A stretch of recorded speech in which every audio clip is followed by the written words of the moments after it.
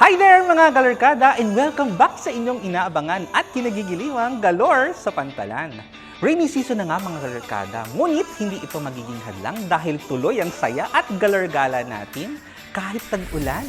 And for today's episode ay tutungo naman tayo sa Port of Legazpi sa Albay. Parang natakam ako sa Bicol Express at sa Sili Ice Cream. Kaya't ano pa ang hinihintay natin?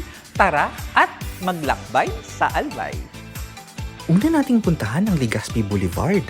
Ilang kilometro lamang mula sa Port of Legazpi ay mararating ang Legazpi Boulevard. Pwedeng-pwede para sa leisurely walk at jogging.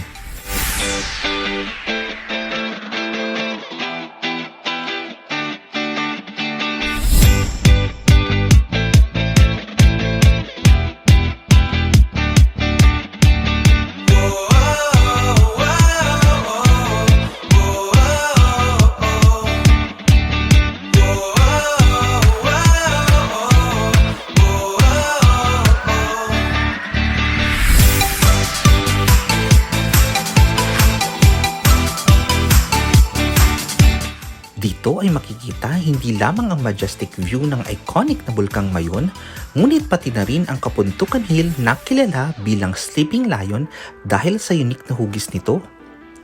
Makikita rin along the boulevard ay ang monumento ni Miguel Lopez de Legazpi, to whom the city was named after.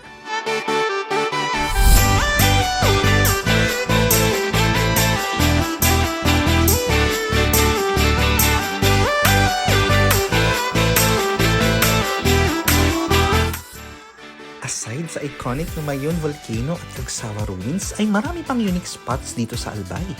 Tulad na lamang nitong itinaguriang smallest chapel in the Philippines.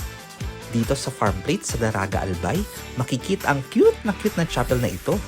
Ito ay may lawak na 18 metro kwadrado na maaari lamang magsilong ng 12 tao. Dinarayo ang lugar dahil na rin ang chapel ay napalilibutan ng 2 hektarya ng malinis at berdeng kapaligiran.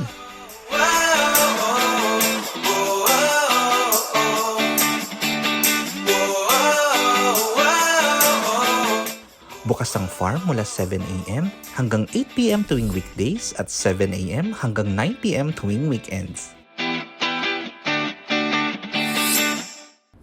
So there you go mga galerkada. Sana nag-enjoy kayo sa ating quick tour sa mga pasyalang malapit sa Port of Legazpi. Sa mga galerkada nating babiyahe sa Pantalan, mag-ingat po tayo at manatiling nakaantabay sa mga anunsyo at patalastas sa Pantalan, lalo na ngayong panahon ng tag-ulan. Hanggang sa susunod na episode, ako po si Neil, ang inyong galerkada sa galaan at chikahan dito lang sa Galore sa Pantalan. Paalam!